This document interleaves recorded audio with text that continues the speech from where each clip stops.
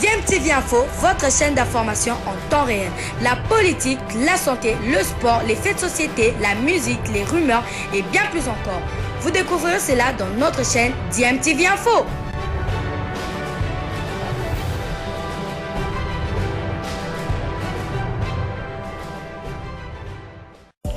Vous êtes sur DMTV, bonjour ou bonsoir, tout dépend de l'heure à laquelle vous nous suivez. Tout plaisir est pour nous de vous retrouver, mais surtout de savoir que vous êtes nombreux en train de suivre votre chaîne YouTube DMTV. DMTV qui vous propose l'actualité, vous propose également des analyses et des réflexions sur des sujets d'actualité, sur des faits sociaux, tout simplement sur des réalités que nous observons ici chez nous en République démocratique du Congo. On va maintenant écouter les différentes réactions de nos confrères congolais, leur lecture sur ce parcours. D'abord ce match contre l'Afrique du Sud et le parcours en général de la République démocratique du Congo dans cette Coupe d'Afrique des Nations. On va écouter tour à tour Edi Kampokadima, Fanfan Bitangilai.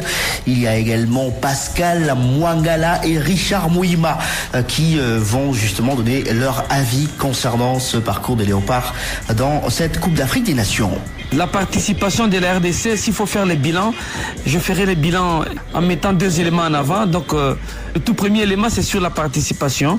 La RDC n'était pas attendue à cette étape de la compétition. La RDC venait et faisait la comptabilité après chaque étape. Et aujourd'hui, être classé parmi les meilleures nations qui ont terminé cette compétition, c'est un honneur et une fierté pour la nation congolaise, parce que les Léopards, dans cette participation, non seulement nous occupons la 4e place, mais nous avons joué cette compétition avec beaucoup de manières et des prestations pas en deçà de la moyenne, des prestations qui ont honoré la République démocratique du Congo. Donc le tout premier tableau, c'est ça. Mais toujours dans le premier tableau, vous allez comprendre que les projets s'appellent Sébastien Desabre. Sébastien Desabre est arrivé, il a concocté les joueurs, il a concocté une liste et aujourd'hui, il est allé convaincre certains binationaux et l'équipe aujourd'hui, sur le plan africain, la RDC s'est vendue cher. Et aujourd'hui, la nation est respectée parce que nous étions absentes plus d'une fois dans des compétitions. Et cette qualification miraculeuse nous a fait du bien parce que la manière dont les Léopards ont joué cette compétition, et je crois que la nation a gagné.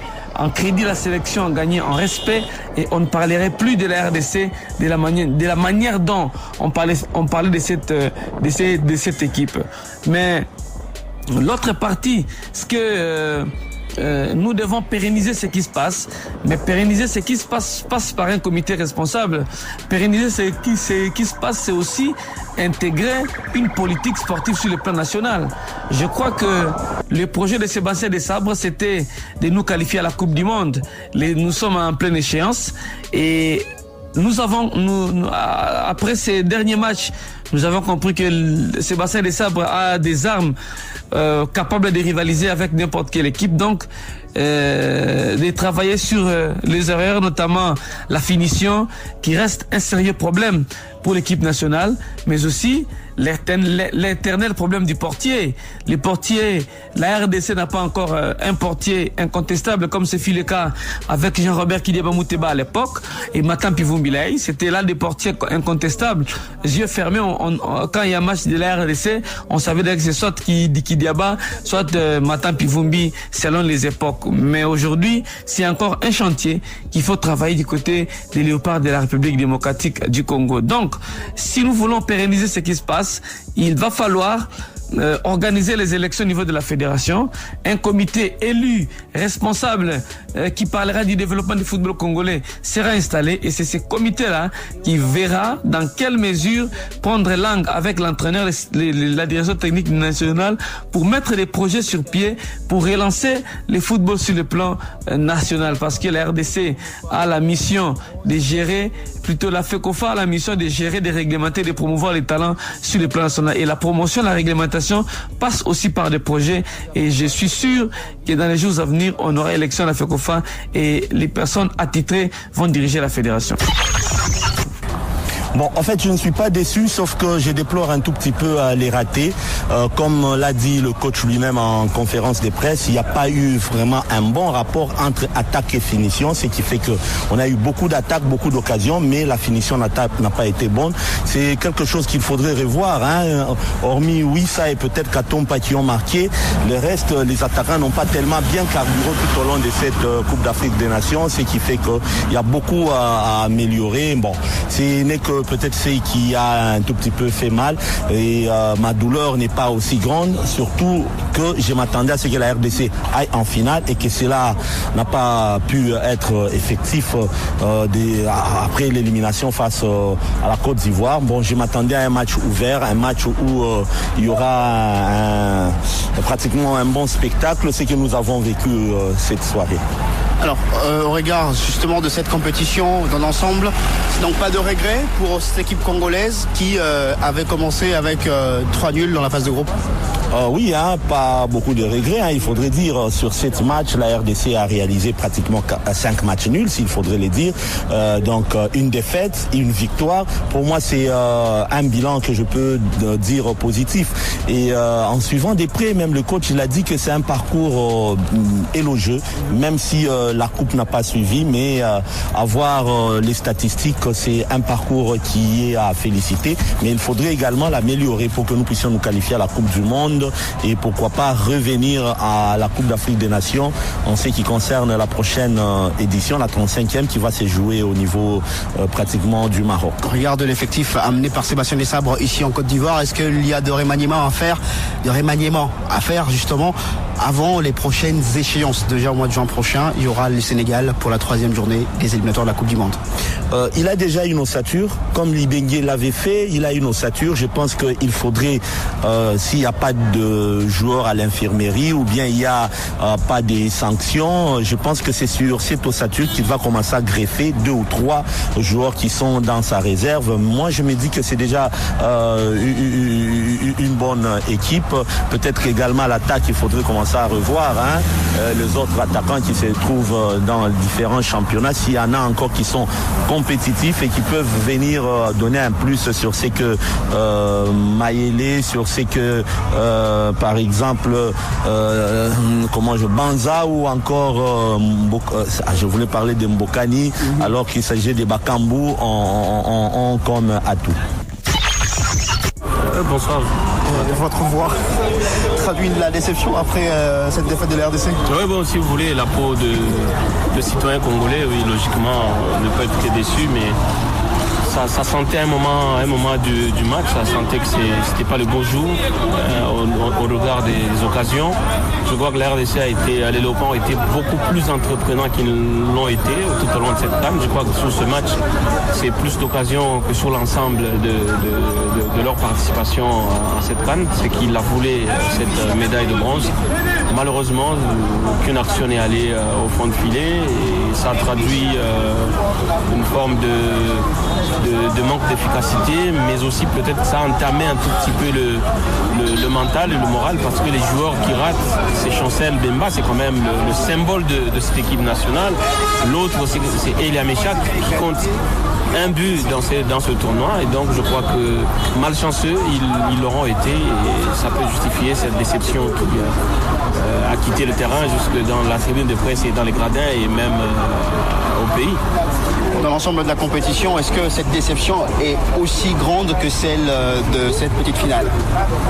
Non, pas du tout, parce que si on commence par le commencement, passez-moi le langage, c'est que personne ne pouvait parier sur la RDC présente en demi-finale. Et donc je crois que cette déception ne devrait pas entacher tout ce bon parcours de ces vaillants combattants qui ont fait rêver toute une nation. Mais bon, maintenant, je crois que Desabre l'a aussi reconnu en conférence de presse d'après-match. Ça reste le grand chantier, l'efficacité à retrouver. Et si ça doit passer par des grandes et des graves décisions, notamment faire venir d'autres pions pour l'avenir, pour la suite, parce qu'il y a déjà le Sénégal qu'il faut jouer pour les éliminatoires de la Coupe du Monde. Et donc je crois que ça sera à Sébastien Desabre de les prendre justement ne plus s'offrir d'autres matchs qui pourraient causer d'autres regrets. Alors pour vous, ce parcours de Léopard à la CAN, est-ce le fruit du hasard ou le fruit du travail? Non, ça ne peut pas être le fruit du hasard, c'est naturellement le fruit du travail. Et je ne voudrais pas que l'on s'éparpille non plus dans, c'est pas moi, dans des récupérations des situations. Je suis désolé de le dire un peu comme ça parce qu'il y a différentes institutions qui voudraient se taper la poitrine, voilà, bilan X, bilan Y. Je crois que c'est Sébastien Desabre à qui on doit ce parcours, ce succès, si vous voulez, parce qu'il est déjà dans les clauses de son contrat, il s'est voulu sélectionneur et manager, seul patron de son groupe. Et ça prouve qu'il a la main mise, il a pris des décisions, pas toujours les meilleures, hein, parce que je crois que sur ce match, notamment de la petite finale, on a su voir que toutes les décisions, notamment celle du match de demi-finale, n'étaient pas meilleures. Et donc je crois que le succès, il lui revient d'abord à lui, à l'ensemble de son staff technique, les joueurs eux-mêmes qui ont donné le meilleur d'eux-mêmes. Ils ont dégagé une certaine sérénité du groupe, une certaine complicité. Les uns qui ont accepté le rôle de rester dans l'ombre, d'autres des remplaçants, d'autres des seconds, je sais pas moi, d'autres carrément des lieutenants. Et donc je crois que c'est à ceux-là qu'on devrait jeter les mérites. Et puis bon, maintenant il y a des héros dans l'ombre. Ceux qui donnent les primes, le gouvernement, il voudrait se taper la main sur la poitrine. Bon, le ministre voudrait tirer le droit de son côté, mais je crois que c'est pas, ça serait voler la vedette au staff technique, à des sabres et même à ces vaillants léopards. Merci beaucoup. Je vous en prie. Richard Mouima, bonsoir. Bonsoir. Alors la RDC vient de rater la médaille de bronze face à l'Afrique du Sud. Un match avec beaucoup d'occasions, mais au finish, encore ce problème de finition, déception également pour vous? Oui, grande déception parce que la RDC a donné à l'Afrique du Sud l'arme pour se faire battre. Je pense bien que les joueurs, les staffs, ils doivent en tout cas s'en vouloir parce qu'ils avaient l'occasion de gagner ces matchs avec facilité. Et d'ailleurs, les Sud-Africains eux-mêmes sont conscients qu'ils n'ont pas été presque à la hauteur pour ces matchs ici. Les problèmes de réalisme, l'inefficacité devant le but, je pense bien que ça reste le principal chantier pour des sabres pour les prochaines échéances. Alors, la compétition est terminée. Le bilan positif pour vous? Positif, même si je pense qu'il y avait lieu de faire mieux, surtout aujourd'hui. Donc, il y avait lieu de finir au moins sur la troisième marche du podium. Je pense que c'est ça la principale tâche noire. Globalement, c'est vrai, personne ne nous attendait à ce niveau, personne n'attendait les léopards à ce niveau, mais lorsqu'on est à ce niveau, il faut savoir capitaliser à de telles opportunités, parce que comme on ne sait pas ce qui va se produire au Maroc. Donc le bilan est positif, mais je reste un tout petit peu sur ma soif par rapport au match d'aujourd'hui. Je pense bien que les léopards doivent oublier déjà cette CAN et penser à la prochaine édition. Allez, la RDC en 2015 avait remporté la médaille de bronze, ensuite 2017 éliminant en quart de finale, 2019 éliminant en huitième de finale, raté la CAN 2021 et de retour en 2024 et la demi-finale encore. Qu'est-ce qu'il faut faire pour ne pas retomber dans les mêmes erreurs du passé? Déjà là, on est beaucoup plus exposé aux erreurs parce que vous savez, nous sommes venus ici en outsider. Ce ne sera pas forcément le cas si on se qualifie pour la CAN qui aura lieu au Maroc.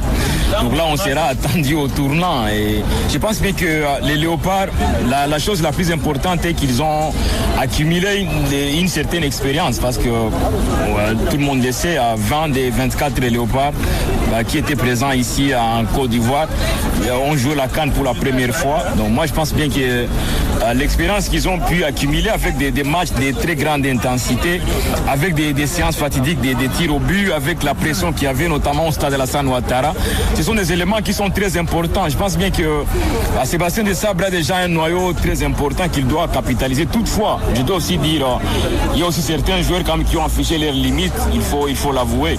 Donc autant on félicite effectivement tout ce qui s'est passé, je pense autant que certains joueurs ne méritent pas la sélection. Il est temps qu'on puisse renforcer pousser la sélection. Il est temps également qu'on puisse avoir un regard sur les joueurs qui évoluent au niveau du continent. Moi, je pense bien que comme il y a certains joueurs qui méritent leur place, quand je vois ce que fait Maxime Pia avec Young Africans, quand je vois ce que font les joueurs qui évoluent au Maghreb et ceux qui jouent également dans notre championnat, c'est vrai, il y a beaucoup à dire par rapport à la foot. Mais il est temps quand même qu'on puisse faire un bilan global, qu'on puisse échanger sur tout ce qui n'a pas marché afin qu'on trouve des solutions. Ceux qui n'ont pas été à la hauteur doivent être mis de côté. Ceux qui ont bien presté, qu'on puisse les garder. Aussi, une chose est sûre, il y a d'autres joueurs qui étaient blessés. Espérons bien que ça va bien se passer. Espérons bien que si on s'est qualifié pour la CAN au Maroc, espérons que Sébastien Desabre ne pourra plus changer son équipe lors d'un match aussi important afin de donner uniquement le temps de jeu à ceux qui n'en avaient pas. C'est quoi les grands chantiers de cette équipe nationale de l'RDC où il faudra qu'il y ait beaucoup plus de changements? Moi, je pense bien qu'il y a une concurrence déloyale sur le plan offensif, beaucoup plus au niveau de la pointe de l'attaque. Je ne suis pas d'accord. En tout cas, je m'inscris en faux contre les choix de 3 avant-centres. Parce que je pense bien qu'à un moment, même Desabre était dépassé par les événements. Et c'est sur ce point, on doit quand même un tout petit peu à rectifier les tirs. Parce que lorsqu'on amène 3 avant-centres au profil différent, des fois, on se met dans un embarras des choix. Ça a été le cas avec Desabre, surtout lors du match contre la Côte d'Ivoire. On a vu qu'il était presque impuissant face à la tactique mise en place par les éléphants. Donc moi, je pense que ça, c'est le principal chantier. Mais à part cela, il faut trouver un véritable meneur de jeu et faire jouer beaucoup plus Théo Bongonda sur les côtés, comme il le fait, bien sûr. Parce qu'on a senti que certains joueurs étaient presque indispensables. C'est le cas de Gaël Kakuta. Pourtant, c'est un joueur qui est presque vieillissant. Aujourd'hui, on a un tout petit peu tenté avec Grady Dianga. On s'est rendu compte qu'il a affiché également quelques limites. Donc moi, je pense bien que c'est le moment quand même de trouver des solutions, mais aussi je pense aussi qu'au niveau du poste de l'arrière latéral droit, il y a encore beaucoup à dire à ce qu'a produit à Gédéon Kaloulou. Je pense que c'est un peu minimaliste. Baye a affiché ses limites aujourd'hui, donc il est temps quand même qu'on puisse trouver un latéral, parce que la force de l'RDC c'est également sur les côtés. Donc moi, comme je l'ai dit au départ, on a déjà un gardien de but, c'est bon, on a une bonne charnière, on a un bon latéral gauche, on a besoin d'un latéral droit qui pourra également être à la hauteur. Je ne dis pas que Kaloulou n'a pas été à la hauteur, mais je pense qu'il a été minimaliste un tout petit peu. Il y a également un problème au niveau des meneurs de jeu, mais beaucoup plus. On n'a pas un avant-centre. On a des bons avant-centres parce que je sais que Ben Malango sera de retour. Mais il nous faudrait éviter comme de créer une certaine concurrence déloyale à ces postes-là, parce que ça nous a coûté très cher. C'est inacceptable quand même qu'on puisse finir la CAN en disputant 6 matchs sans qu'il y ait même un seul but d'un avant-centre. Même si Desabre essaie de se justifier, il y a certains qui cherchaient des espaces. En principe, ça c'est un rôle secondaire pour un avant-centre. On a appelé Bakambo, on a appelé Mayel, on a appelé Banza. D'abord pour marquer les espaces là, oui, mais il faut d'abord marquer. Et à ce point, on a pêché. Voilà, c'était les lectures donc de différents confrères congolais concernant le parcours de la RDC.